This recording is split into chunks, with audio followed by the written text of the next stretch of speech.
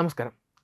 ഒരു രാജ്യത്തിൻ്റെ അതിജീവന ചരിത്രത്തിൽ ഒന്നിനു പുറകെ ഒന്നായി ദുരന്തങ്ങൾ ആഞ്ഞടിക്കുമ്പോൾ ജനജീവിതം എത്രത്തോളം ദുസ്സഹമാകുന്നു എന്നതിൻ്റെ നേർചിത്രമാണ് ഇപ്പോൾ ശ്രീലങ്കയിൽ കാണാൻ സാധിക്കുന്നത്.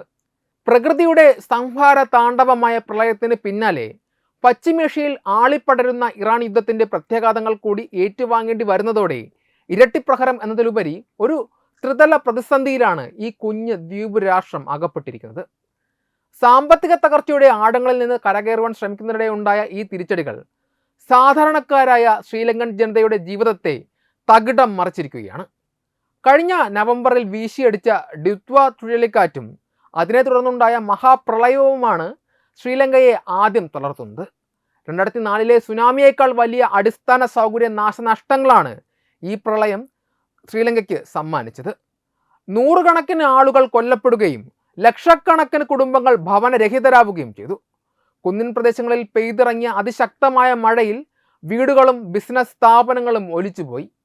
ആയിരക്കണക്കിന് കുടുംബങ്ങൾ ഇന്നും തകർന്ന വീടുകളുടെ അവശിഷ്ടങ്ങൾക്കിടയിലാണ് കഴിയുന്നത്.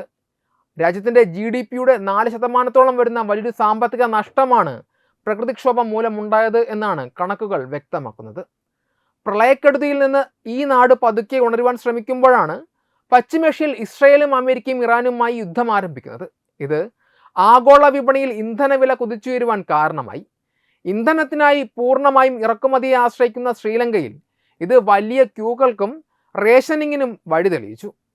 വൈദ്യുതി ചാർജ് 40% വർദ്ധിപ്പിക്കാനും ആഴ്ചയിൽ 4 പ്രവൃത്തി ദിനങ്ങൾ മാത്രമായി ചുരുക്കുവാനും സർക്കാർ നിർബന്ധിതരായി.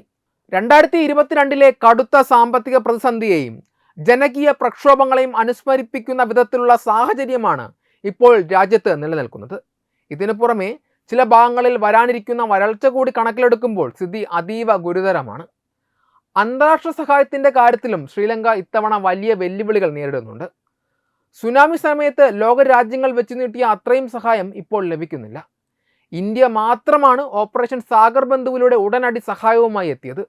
യുദ്ധക്കപ്പലുകളും ഹെലികോപ്റ്ററുകളും ഉപയോഗിച്ച് രക്ഷാപ്രവർത്തനം നടത്തിയ ഇന്ത്യ ദശലക്ഷക്കണക്കിന് ഡോളറിൻ്റെ സഹായവും നൽകി. എന്നാൽ ശ്രീലങ്കയുടെ അടുത്ത സുഹൃത്തായി അറിയപ്പെട്ടിരുന്ന ചൈനയിൽ നിന്ന് നാമമാത്രമായ സഹായം മാത്രമാണ് ലഭിച്ചത് എന്നതും ശ്രദ്ധേയമാണ്. പുനർനിർമ്മാണ പ്രവർത്തനങ്ങൾക്കായി ആവശ്യമുള്ള തുകയുടെ 1/5 പോലും സമാഹരിക്കുവാൻ സർക്കാരിന് ഇതുവരെ കഴിഞ്ഞിട്ടില്ല.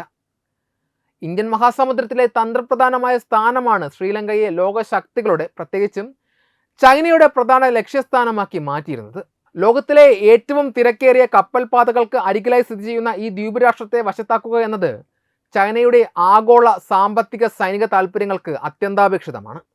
ചൈനയുടെ വിപുലമായ ബെൽറ്റ് ആൻഡ് റോഡ് ഇനിഷ്യേറ്റീവ് എന്ന പദ്ധതിയുടെ സുപ്രധാന കണ്ണിയായിട്ടാണ് ശ്രീലങ്കയെ അവർ കാണുന്നത്. എന്നാൽ സഹായങ്ങളുടെയും നിക്ഷേപങ്ങളുടെയും പേരിൽ നടത്തുന്ന ഈ ഇടപെടലുകൾ പലപ്പോഴും വലിയ വിമർശനങ്ങൾക്കും നയതന്ത്ര ചർച്ചകൾക്കും വഴിതെളിയിച്ചിട്ടുമുണ്ട്. ശ്രീലങ്കയെ വശത്താക്കുവാൻ ചൈന ശ്രമിക്കുന്നതിന് പിന്നിൽ പ്രധാനമായും ഭൗമരാഷ്ട്രീയ താൽപ്പര്യങ്ങളാണുള്ളത്. പടിഞ്ഞാറൻ രാജ്യങ്ങളെയും ഇന്ത്യയെയും പ്രതിരോധിക്കുവാൻ ഇന്ത്യൻ മഹാസമുദ്രത്തിൽ ഒരു ശക്തമായ സാന്നിധ്യം ചൈനയ്ക്ക് ആവശ്യമാണ്.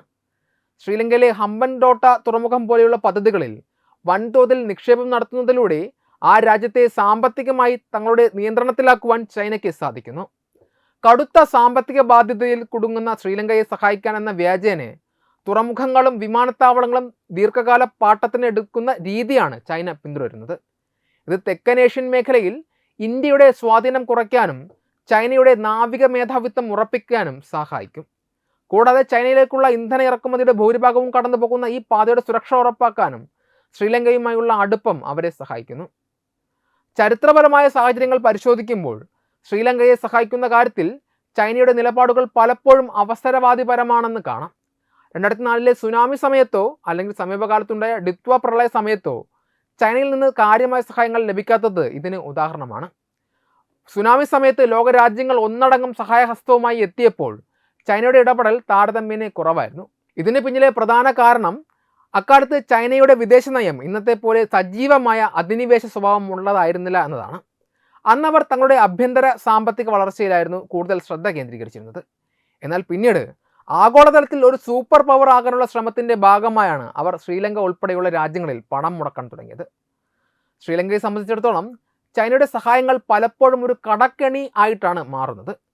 പ്രകൃതി ദുരന്തങ്ങൾ ഉണ്ടാകുമ്പോൾ നൽകുന്ന നിസ്വാർത്ഥമായ മാനുഷിക സഹായങ്ങളെക്കാൾ തങ്ങൾക്ക് ലാഭമുണ്ടാക്കാൻ കഴിയുന്ന നിർമ്മാണ പദ്ധതികൾക്കാണ് ചൈന മുൻഗണന നൽകിയിരുന്നത്. സുനാമി പോലെയുള്ള ദുരന്ത സമയത്ത് ഇന്ത്യ ഉടനടി സഹായവുമായി എത്തിയത് അയൽപക്ക ബന്ധത്തിൻ്റെ അടിസ്ഥാനത്തിലായിരുന്നു. എന്നാൽ ചൈനയുടെ സഹായങ്ങൾ പലപ്പോഴും വലിയ പലിശ നിരക്കിലുള്ള വായ്പകളോ അല്ലെങ്കിൽ രാഷ്ട്രീയമായ ലാഭങ്ങൾ മുൻകൂട്ടി കണ്ടുകൊണ്ടിട്ടുള്ള നിക്ഷേപങ്ങളോ ആണ്. ദുരന്ത സമയത്ത് ഓടി വരുന്നതിനേക്കാൾ രാജ്യം സാമ്പത്തികമായി തകരുമ്പോൾ രക്ഷകന്റെ വേഷത്തിലെത്തി തന്ത്രപ്രധാനമായ മേഖലകൾ കൈക്കലാക്കാനാണ് ചൈന താല്പര്യപ്പെടുന്നത്. ചുരുക്കത്തിൽ ശ്രീലങ്കയോടുള്ള ചൈനയുടെ താല്പര്യം മാനുഷികമായ സ്നേഹത്തിൽ അധിഷ്ഠിതമായ ഒന്നല്ല, മറിച്ച് കേവലം രാഷ്ട്രീയവും സാമ്പത്തികവുമായ ലാഭങ്ങൾ മാത്രം ലക്ഷ്യം വെച്ചിട്ടുള്ള ഒന്നാണ്. പ്രകൃതി ദുരന്തങ്ങൾ ഉണ്ടാകുമ്പോൾ സഹായവുമായി എത്താത്തതും എന്നാൽ തുറമുഖങ്ങൾ നിർമ്മിക്കാൻ കോടിക്കണക്കിന് രൂപ നൽകുന്നതും ഈ നയത്തിൻ്റെ ഭാഗമാണ്. ഇന്ത്യയെപ്പോലെയുള്ള അയൽ രാജ്യങ്ങൾ സാംസ്കാരികവും മാനുഷികവുമായ ബന്ധങ്ങൾക്ക് മുൻഗണന നൽകുമ്പോൾ ചൈന തങ്ങളുടെ ആഗോളാധിപത്യം ഉറപ്പിക്കാനുള്ള ഒരു ചതുരംഗ പലക പോലെയാണ് ശ്രീലങ്കയെ കാണുന്നത്. ശ്രീലങ്കയുടെ നിലവിലെ സാമ്പത്തിക തകർച്ചയും പ്രതിസന്ധികളും ചൈനയുടെ ഇത്തരം നയങ്ങളുടെ കൂടി അനന്തരഫലമാണെന്ന് വിലയിരുത്തപ്പെടുന്നു. ചൈനയ്ക്കെതിരെ ഇന്ത്യയോടൊപ്പം പൂർണ്ണമായും കൈകോർക്കുക എന്നത് ശ്രീലങ്കയെ സംബന്ധിച്ചിടത്തോളം വളരെ സങ്കീർണമായ ഒരു നയതന്ത്ര വെല്ലുവിളിയാണ്. ഇന്ത്യയുമായുള്ള ചരിത്രപരവും സാംസ്കാരികപരവുമായ ബന്ധവും ചൈനയുമായുള്ള സാമ്പത്തിക ബാധ്യതകളും തമ്മിൽ ഒരു സന്തുലിതാവസ്ഥ നിലനിർത്താനാണ് ശ്രീലങ്ക എപ്പോഴും ശ്രമിക്കുന്നത്. ഇതിൻ്റെ പ്രധാന കാരണമെന്നത് ഭൂമിശാസ്ത്രപരമായി ശ്രീലങ്കയ്ക്ക് ഇന്ത്യയെ അവഗണിക്കാൻ കഴിയില്ല എന്നത് തന്നെയാണ്. ഇന്ത്യയുമായുള്ള സുരക്ഷാ സഹകരണം ശ്രീലങ്കയുടെ നിലനിൽപ്പിന് തന്നെ അനിവാര്യമാണ്. പ്രത്യേകിച്ച് പ്രകൃതി ദുരന്തങ്ങൾ ഉണ്ടാകുമ്പോഴും സാമ്പത്തിക പ്രതിസന്ധികൾ നേരിടുമ്പോഴും ഇന്ത്യ നൽകുന്ന വേഗത്തിലുള്ള സഹായങ്ങൾ ശ്രീലങ്കയ്ക്ക് വലിയ ആശ്വാസമാണ്. അയൽപ്പക്കത്തിന് മുൻഗണന എന്ന ഇന്ത്യയുടെ നയം ശ്രീലങ്കയെ സംബന്ധിച്ചിടത്തോളം ഏറെ ഗുണകരവുമാണ്. സമുദ്ര സുരക്ഷയുടെ കാര്യത്തിലും ഭീകരവാദ വിരുദ്ധ പ്രവർത്തനങ്ങളിലും ഇന്ത്യയോടൊപ്പം ചേർന്ന് നിൽക്കാൻ ശ്രീലങ്ക എപ്പോഴും താല്പര്യം കാണിക്കാറുമുണ്ട്. എന്നാൽ സാമ്പത്തികമായ കാര്യങ്ങളിലേക്ക് വരുമ്പോൾ ചൈനയെ പിണക്കുവാൻ ശ്രീലങ്കയ്ക്ക് സാധിക്കുന്നില്ല. രാജ്യത്തിൻ്റെ അടിസ്ഥാന സൗകര്യ വികസനത്തിനായി ചൈനയിൽ നിന്ന് കൈപ്പറ്റിയ കോടിക്കണക്കിന് രൂപയുടെ വായ്പകൾ ശ്രീലങ്കയെ വലിയൊരു കടക്കണിയിൽ എത്തിച്ചിട്ടുണ്ട്.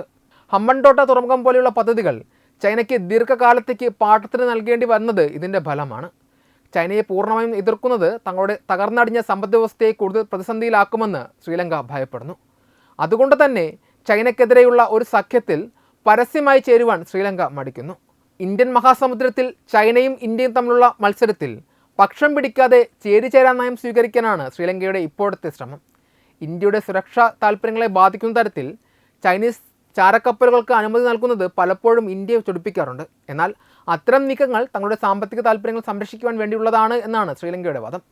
ചുരുക്കത്തിൽ ചൈനയ്ക്കെതിരെ ഇന്ത്യയോടൊപ്പം ഒരു സൈനിക സഖ്യത്തിലോ മറ്റോ ചേരുന്നതിനേക്കാൾ ഇരു രാജ്യങ്ങളിൽ നിന്നും പരമാവധി സഹായങ്ങൾ നേടിയെടുത്ത് സ്വന്തം നിലനിൽപ്പ് ഉറപ്പാക്കുക എന്ന തന്ത്രമാണ് ശ്രീലങ്ക പയറ്റിക്കൊണ്ടിരിക്കുന്നത്.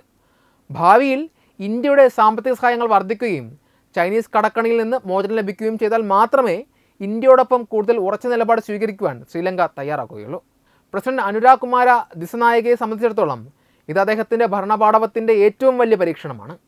നിലവിലെ പ്രളയത്തിൽ തകർന്ന വീടുകൾ പുനർനിർമ്മിക്കാനും ഇന്ധന പ്രതിസന്ധി മറികടക്കാനും വിദേശ നാണ്യ ശേഖരം കരുതലോടെ കൈകാര്യം ചെയ്യേണ്ട സാഹചര്യം ഇപ്പോൾ ശ്രീലങ്കയ്ക്ക് മുന്നിലുണ്ട്. പ്രകൃതി ദുരന്തങ്ങളും ആഗോള രാഷ്ട്രീയ സാഹചര്യങ്ങളും ഒരേ സമയം വേട്ടയാടുമ്പോൾ തളരാതെ മുന്നോട്ട് പോകാൻ ശ്രമിക്കുന്ന ഒരു ജനതയുടെ അതിജീവനത്തിൻ്റെ പോരാട്ടമാണ് ഇന്ന് ശ്രീലങ്കൻ മണ്ണിൽ നടക്കുന്നത്. കൃത്യമായ സാമ്പത്തിക ആസൂത്രണത്തിലൂടെയും അയൽ രാജ്യങ്ങളുടെ പിന്തുണയിലൂടെയും മാത്രമേ ഈ പ്രതിസന്ധിയിൽ നിന്ന് ശ്രീലങ്കയ്ക്ക് പൂർണ്ണമായും മോചനം നേടാൻ സാധിക്കുകയുള്ളൂ. വെബ് ഡെസ്ക് തത്വമൈ ന്യൂസ്. HIV അണുബാധ സന്തോഷപൂർണമായ ഒരു ജീവിതത്തിന് തടസ്സമല്ല. HIV അണുബാധയ്ക്ക് ഫലപ്രദമായ ചികിത്സ ഇന്ന് ലഭ്യമാണ്. ഇതിന് യഥാസമയം അണുബാധ കണ്ടെത്തുന്നതും കാലേക്കൂട്ടി ചികിത്സ നടത്തേണ്ടതും അത്യാവശ്യമാണ്.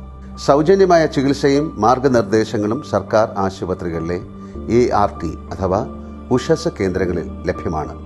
ആരോഗ്യ സംരക്ഷണം ഓരോരുത്തരുടെയും ഉത്തരവാദിത്തമാണ്.